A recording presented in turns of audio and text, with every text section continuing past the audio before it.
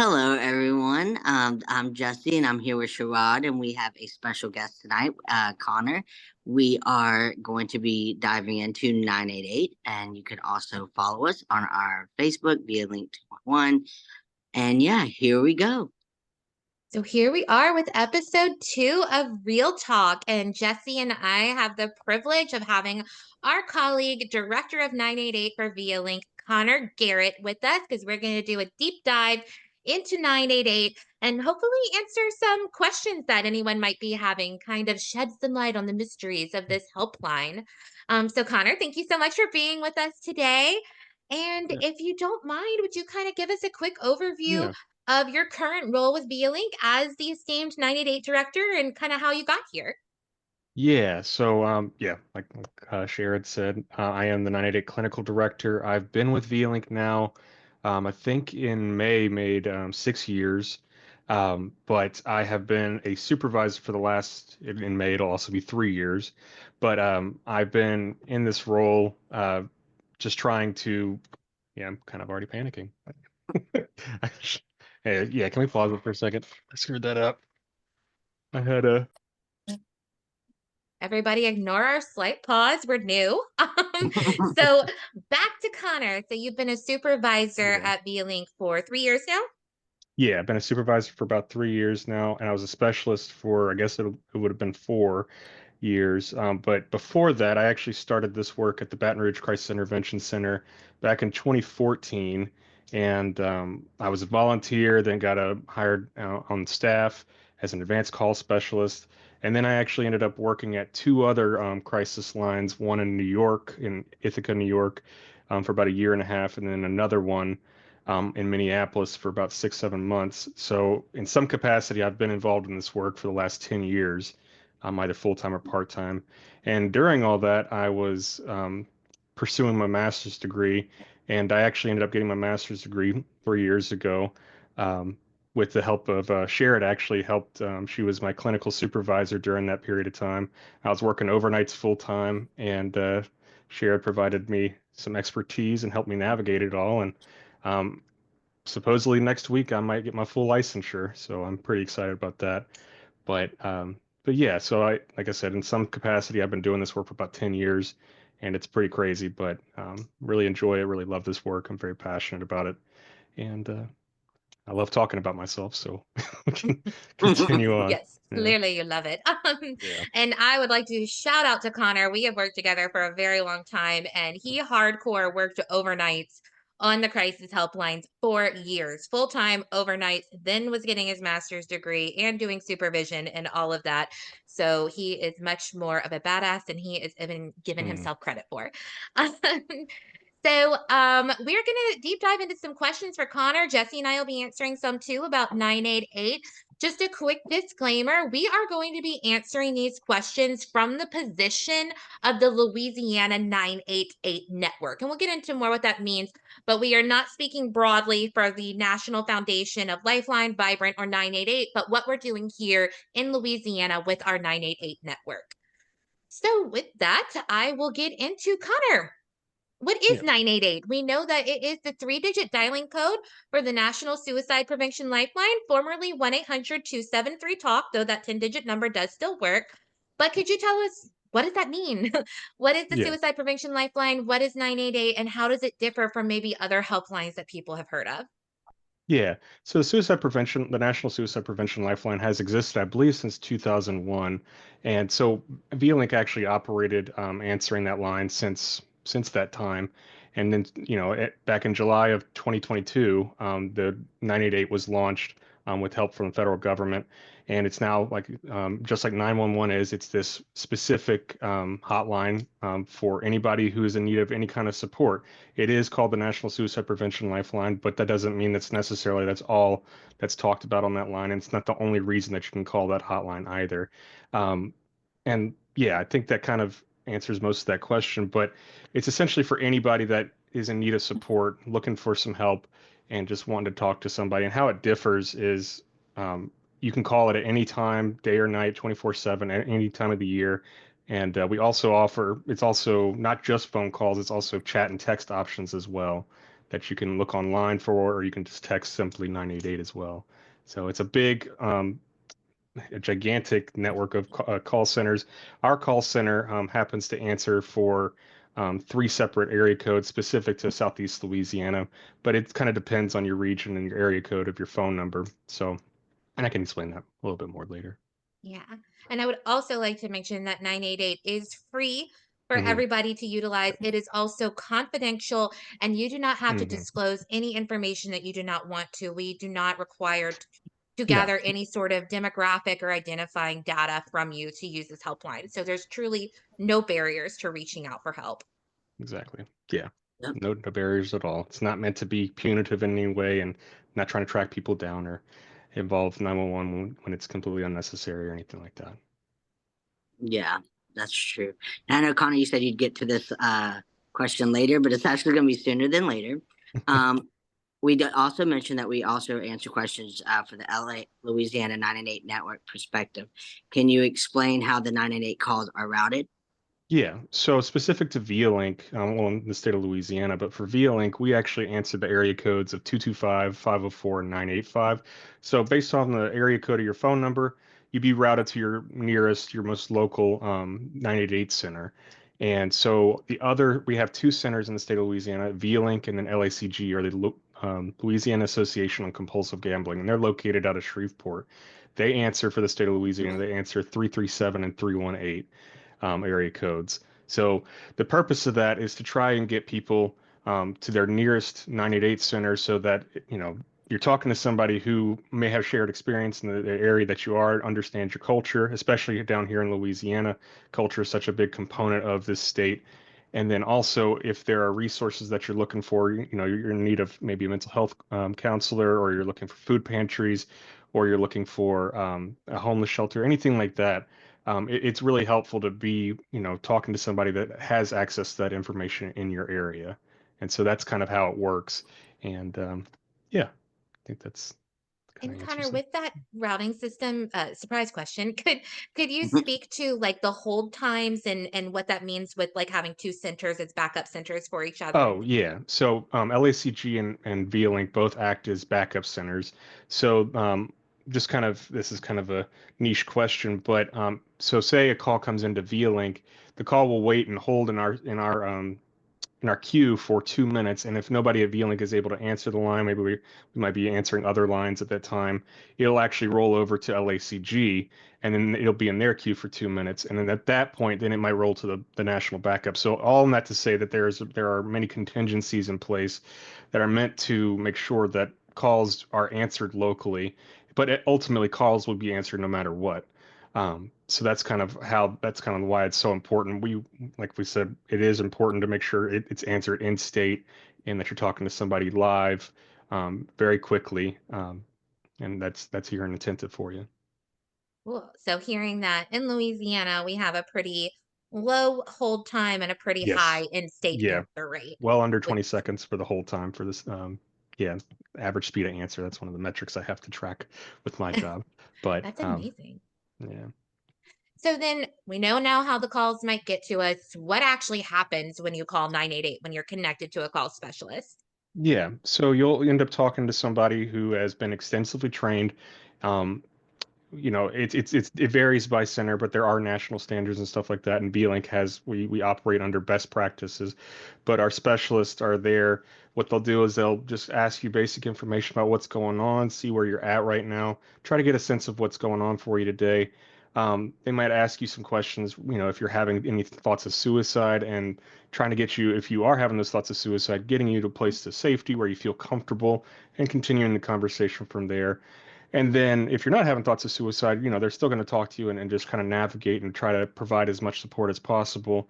And then towards the end of the call, they're may or may not, I think for pretty much every Lifeline call, we're going to offer a follow-up call no matter what within the next 24 hours, just to kind of check in with you, see how things are going. It's completely optional, but it is there, and we want to make sure that we always encourage people to feel that they can talk to somebody no matter what. And then, if you do agree to a follow-up or don't agree to a follow-up, we might also offer, referrals based on what you may or may not need, and then develop some kind of plan with you to kind of keep either the support going or see how you're able to kind of get through the rest of the day, just to, make sure that you're safe and that you are able to get the support that you need. So, yeah, So, no timelines, no no agendas. timelines. No. It's whatever anybody needs. Yeah. Jesse, I'm wondering if I can ask you directly, being the one out of the three of us who's most recently worked primarily in the contact center. Broadly speaking, what would you say are some of the topics maybe you've gotten outside of specific suicide calls for someone who's reached out for support? Definitely, I've received a lot of calls for support resources as far as like food banks.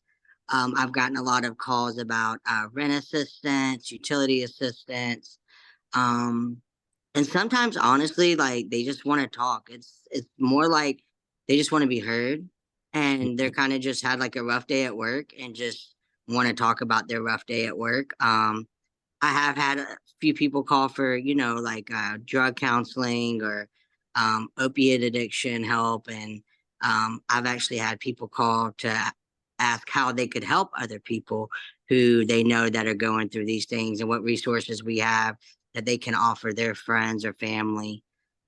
So that's majority, it's kind of like you really can't say like what the 988 majority of the calls are suicide because I feel like every call is really random. Like it's usually something very different. Yeah. So we do do a lot besides just answering like the suicide crisis calls. Yeah. Yeah. Really just whatever behavioral health topic anybody is going through. Again, you just need to, I always say, I'm like, you need to vent. That's an easy call. We love that. Yeah. Call and Yeah. talk to us. We just want someone to know there's always someone there to talk to. Most importantly, who's really going to listen to you. Because it can be hard sometimes to actually find people in your life, even though you might have a bunch of people that care about you, to truly listen and not just like automatically offer advice or get worried about you or whatever that might be. That safe space to really just like get that gunk out, as I like to say. Um, Yeah. Nothing too big or too small to give us a No. call. Yeah. Yeah. And I think it's so big, like when somebody has so much going on. And sometimes they don't want to bother their family or they're not comfortable talking to their family. But it's like a big weight lifted off their shoulder when they could just really call in and vent. I mean, like I've had calls before, people just vent and they just say, well, thanks for listening, and they hang up, Yep. and that does a lot more, than you think. Just being them feeling like they've been heard, I think is a big thing for us. And, knowing that they have somebody that will listen and that cares. And, like Connor said, if we have a crisis, we like to check up. It's completely optional, but follow-ups are always important to us because we want to make sure that, we do care. And if, you do accept that follow-up, that call is going to be made to you to make sure you're okay. Mm-hmm. Yeah. Yeah.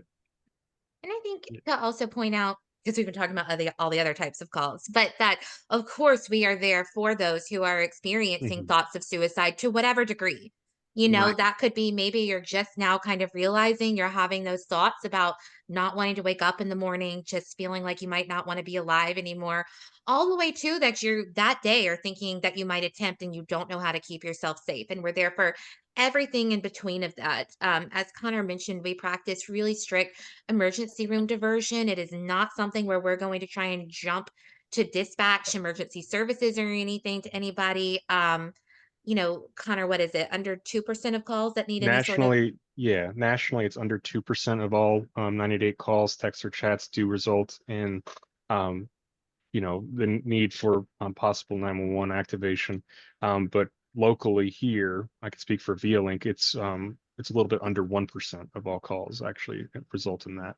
So we're very, we like Sheridan and Jesse have said, it's a big emphasis on we do not want to necessarily, we don't want to have to do it. We do have a duty to warn, but we don't want to have to contact local 911. We want to work and de-escalate the situation, get you to a place of safety, and make sure that you feel safe and that you feel heard, and then know that you have that support for you there. So that's what we're working towards, no matter what. So And what Right. the caller is comfortable with, what they think is going to be the best thing for them. exactly, Right. it's a collaborative. We're not trying to direct you in any way. It's more collaboration than anything. So Right. So, in talking about all of this great service that can happen on 988, Connor, could you talk about who's answering for ViaLink and for Louisiana? Who's answering 988 calls and how are they trained? So we in the state of, well, for V-Link in particular, we call our specialists are called contact center specialists, and they I keep saying we because I was a specialist for so long, but they're extensively trained for over roughly about 200 hours. We do most of our work virtual. Well, we do all of our training virtual for V-Link, and that training really consists on training in the foundational skills of like providing emotional support, utilizing skills such as active listening and nonviolent communication. We really work on training people in crisis intervention and de-escalation, and then suicide response and risk assessment, violence risk assessments, especially emergency room diversion, and then duty to warn, among a bunch of other things. The training policies and procedures are constantly updated in our agency to meet best practices and adhere to the latest information and techniques specific to SAMHSA, which is can't remember what the damn acronym stands for. Substance Abuse and Mental Substance Health Abuse. Alliance. Yeah. Yeah. Yeah. Anyway, Shout out SAMHSA, we love you. yeah, yeah, you pay, yeah, we need the money. But yeah, so yeah, and then in saying all that, the vast majority of our specialists, even before they hit our lines or before they start working with us, do already have experience in this field to some extent, and there's a really long hiring process that happens, and even before you get on the lines, a trainee will not be permitted on the lines until they are actually approved by the clinical trainer. And then their first shifts even will be monitored by an experienced specialist or a supervisor, and then they would be again cleared to be able to take live calls or chats or text. And all in saying that call techniques and procedures are constantly monitored for continued quality improvement is a big part of what we do, making sure that the specialists are effective, and we're making sure that we're doing the best job that we can for people around us. Yeah. So that term Very true. specialist, because it really is kind of like a Mhm. specialized niche. It's not Not mental health a specialist. therapist. It's not Yeah. peer support. It's like its own entity, and people are Mhm. trained no matter what their background is. Yeah. Yeah. Yeah. Exactly. Um, so with that, Connor, can 988, if someone reaches out to 988, can they connect callers, knowing that we are not the therapist, can they connect callers to a mental health resource or some sort of follow-up support Yes. after our phone call? Yeah, we can definitely, like I was saying earlier, we do have a large resource database at our disposal, and we can connect people. We can give people information for local mental health agencies.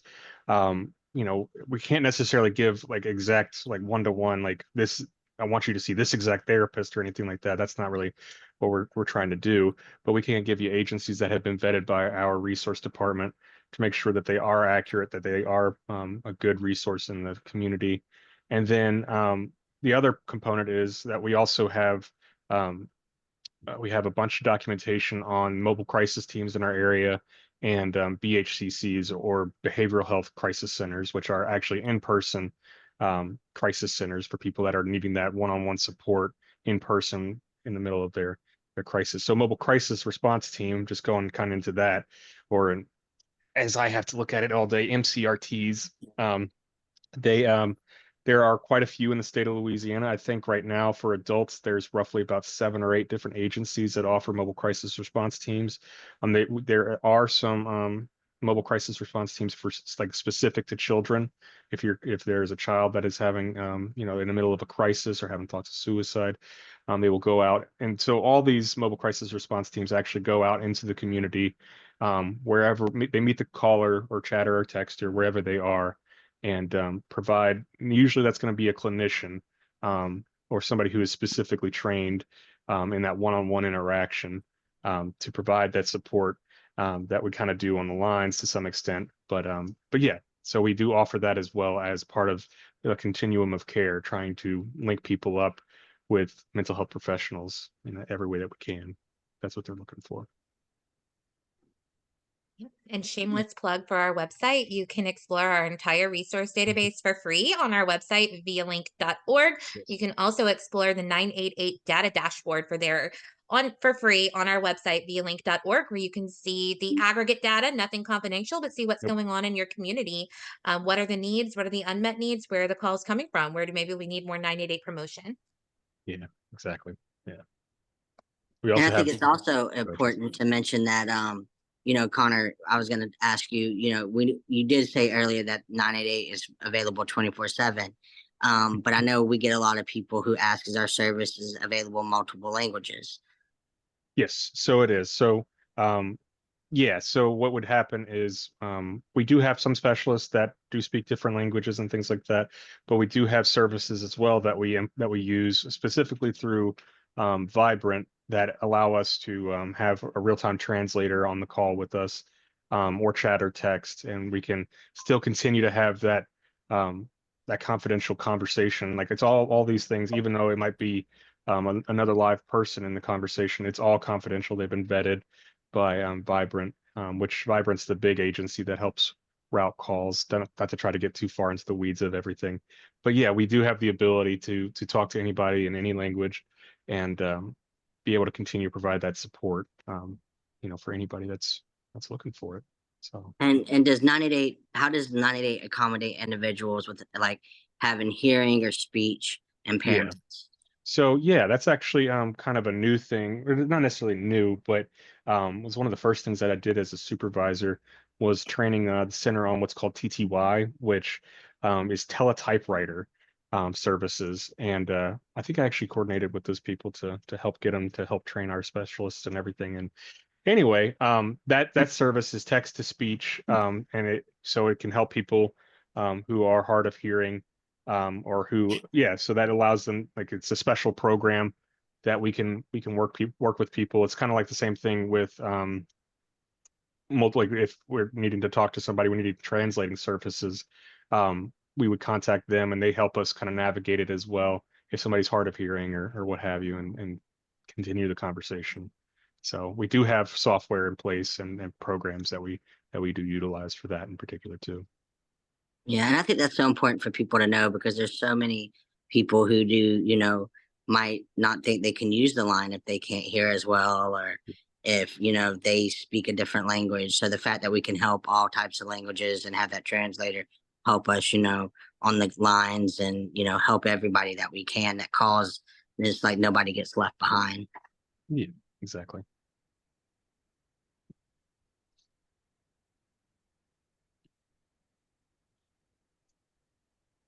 But And I was gonna ask, I know we've already talked about, some of the calls that we get, but can someone call 988 with their friend or call about someone that they are worried about? Yeah, absolutely. I think, that's sometimes something we forget to mention when we're talking about 988, but then I get asked, and I'm so grateful for it, that, yeah, you can call 988 like with your friend or with someone or even if you're a provider and you're trying to show your client, here's what will happen when you call 988 just to help someone to be more comfortable. Y'all together can call 988 saying, hey, I'm here with so and so. We just wanted to call and kind of get familiar with the line. Is it okay if we all talk? We are going to make sure to ask the permission that it's okay of, both parties that are on the other line that we can talk. But you can also call if you're concerned about a friend. Our focus is going to be on you, the caller, but we're going to talk to you about what's going on, how maybe that concern is affecting you. And then we can let you know some of the factual tips that we know about how you might go about supporting your friend if that's the decision that you would like to make, or if not you, how your friend could reach out to us or other local services. So it's again, we just want people to get the support. So yeah, if that's calling with your support person, calling with a provider, calling and asking some questions first, don't call and ask a bunch of technical questions. That's not um, yeah, within the specialty of our specialists, as it were. But if you yeah, would like to call and just say, hey, I'm just testing this out to see what it'll be like for my friend, we're there for you for that too. Yeah. So I think I'd like for us all to talk about what um actually first I'm going to ask you, Connor, what has been the response to 988 specifically once the three-digit dialing code was yeah. launched in 2022?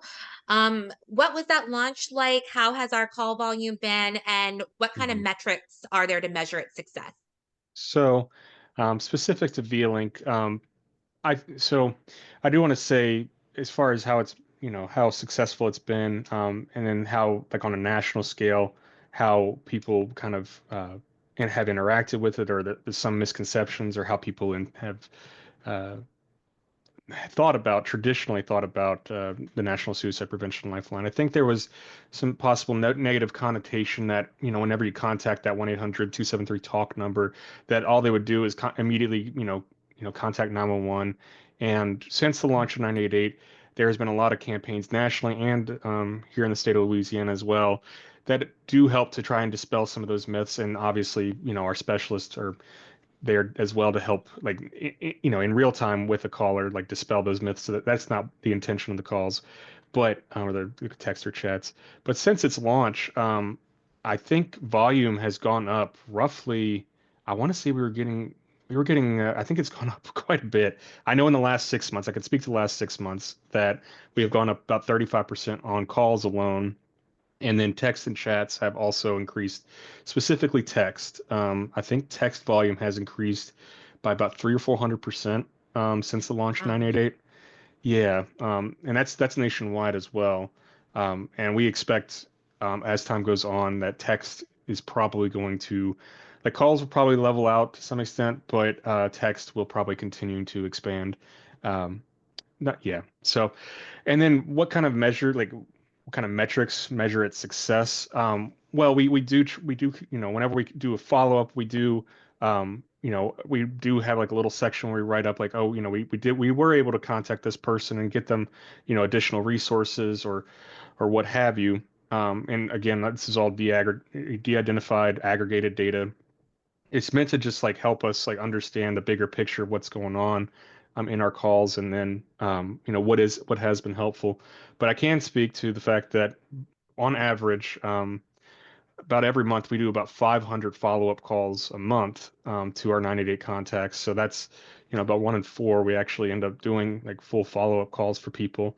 And then another metric would be the fact that we're not escalating situations to a point where we have to contact 911. So again, we're less than 1% here at ViaLink, and I'm very prideful of that. I don't know why I take personal ownership for it, because all I do is track the numbers.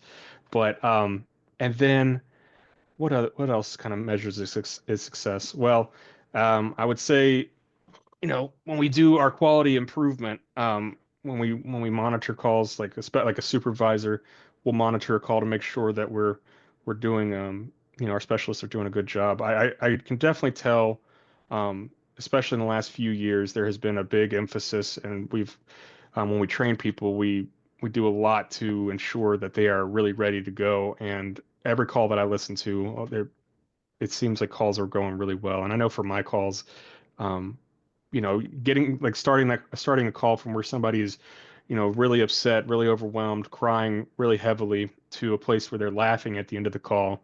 Even though it's kind of a one-to-one, you can't, really expand that out. I think the vast majority of calls can end like that. And yeah, so that's kind of not necessarily a data metric, point that I can give you, but yeah, But it's definitely a win. Yeah, we yeah, love qualitative data too. So, yeah. you know.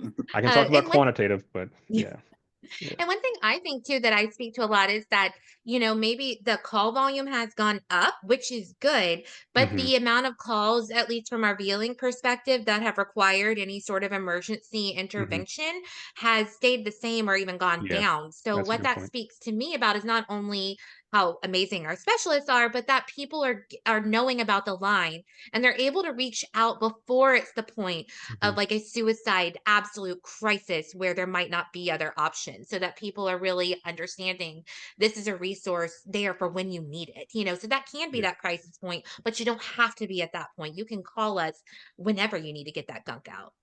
Yeah. yeah, yeah. And I will speak to the fact as well that we do, yeah. One of the things is we do have people that call back more than just one time, and they do use us ongoing. And we were able to continue providing that support, and they enjoy the service, and it has been helpful for them. So that is I think that's another data Another point. win. Yeah. So Yeah. Yeah, I think it's nice that people, when we get those repeat callers, being on the lines and stuff, that they feel comfortable, and that it just shows that they were, satisfied with the service that they got when they called. And they felt supported and, cared about and listened to. For them to give it, another call, that I think that speaks highly in itself about the specialists and, what everyone does there and stuff. So I think that's really important. Yeah. Yeah, absolutely. Well, to that, Jesse and Connor, I want to ask y'all both. Again, nothing identifying, but do y'all know anyone personally who might have used 988 and what that might have been like for them? Well, for me, I don't know if I know anybody. I knew of people before it was 988 that had contacted the National Suicide Prevention Lifeline, and it was helpful for them. Um, it wasn't here in the state of Louisiana or anything like that. It was when I was living up in New York and all that. But yeah, I do know people in my life that have used it and have. I still consider it to be the same thing because yeah, but I've been in this for a little too long. But um, but yeah, I would say that.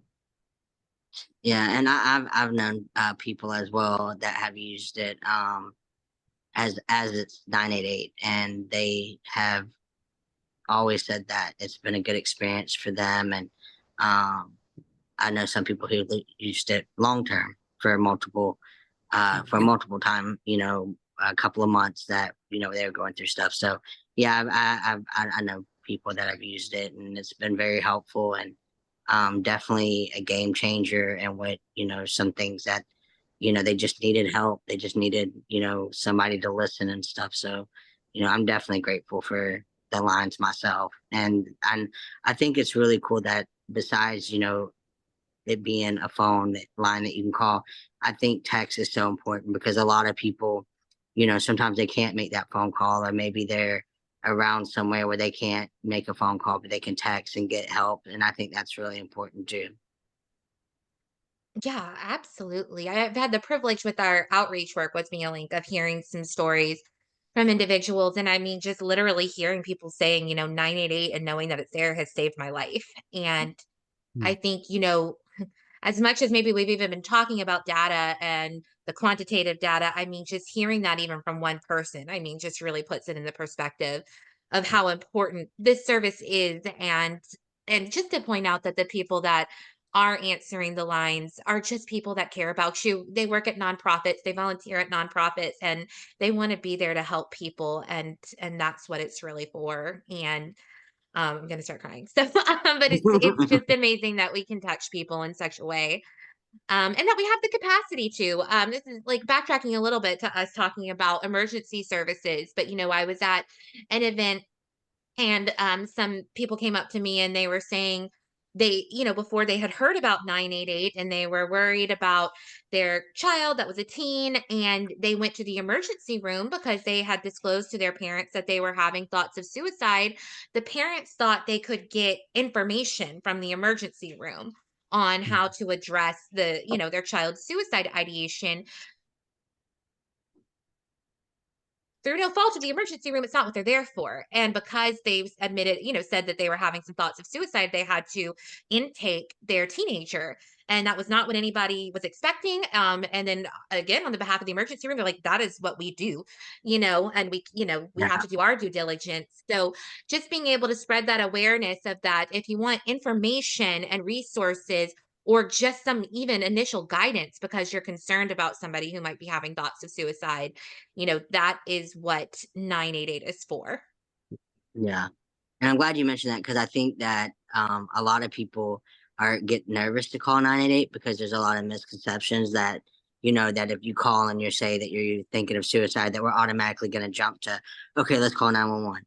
And I think that's one of the I would say that's probably one of the biggest things that might stop people from calling, just because that's what they think. Like oh, what if I tell them that I'm thinking this way? They're going to send someone out. So I think a lot of people are scared. So I'm glad that you mentioned that because, like I said, 988, we do have a duty to warn, but at the end of the day, our biggest place is to try to get you safe, de-escalated, and just hear you out and make sure that you're going to be safe. And it's not our number one thing in our head to, oh well, we need to call 911 as soon as we hear the word suicide.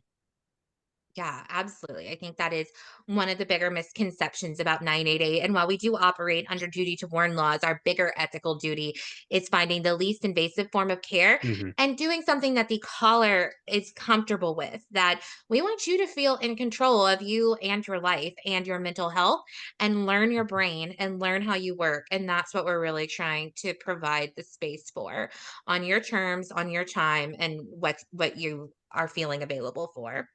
That didn't Exactly. make sense at the end, but y'all know what I'm saying. So I would like to ask for all of us, since we've all worked on the lines, what would you say for you personally, and I'll answer as well, what is like your personal impact of this work? How it's impacted you? Hmm. So you want to go first, Jesse? You can go first, Connor. How it's impacted me? Um, that's a It's a deep question. yeah. No, I mean it's a big part of who you are as a person, and then what you value and things like that. I remember when I was in college.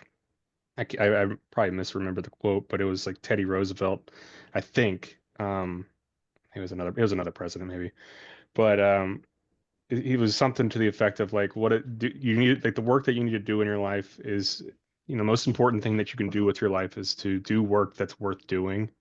And that's kind of how I worked at a lumber yard when I graduated college, like right after I had, gone through all this training, and was a specialist for a while here in Baton Rouge. And I just realized very quickly, like I wasn't cut out to sell wood to people. I don't care about selling stuff. And how this work has impacted me, it's very fulfilling. Um, Calls can be very challenging. They can, you have to take care of your mental health constantly whenever you are a specialist. It is very important to surround yourself with people that are a good support for you. But at the end of the day, working with people, getting people to places of safety, hearing people out on their, maybe on their worst day that of their life, and seeing what we can do to help. It's an honor, first of all, to do that type of work. Um, and I mean, I've had people in my life that have killed themselves, and I know a lot of people that do this type of work. I always call it skin in the game. We all have skin in the game to some extent, and if I can, offer one, single atom towards doing something in the positive for this type of work, then that's what I'm going to try to do. Um, so yeah, that's kind of, I think, how this has personally impacted me. So, Thank you. Yeah. And I think with me, I've always cared about people. Even when I was, my mom said I didn't know a stranger growing up, and my grandpa's also been a big influence in my life.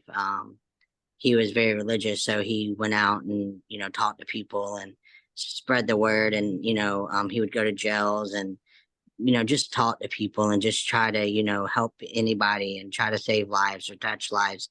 And I always admired that from a little girl to, even we lost him 8 years ago. And, he's just, it was just so beautiful how much he impacted the world. And I always kind of wanted to be like him because I was like, I care so much about people. And, I've been there, when I was younger, I've suffered from anxiety, depression, and, not having anybody or feeling like no one understands, is one of the loneliest feelings in the world. And like I said in my first podcast, I think when we did, I'm a suicide survivor myself.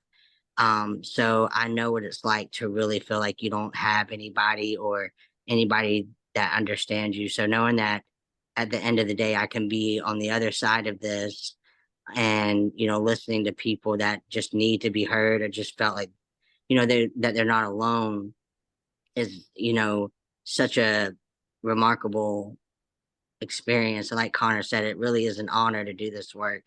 And I look forward to going to work every day, no matter what I have to do at work. I'm excited for it.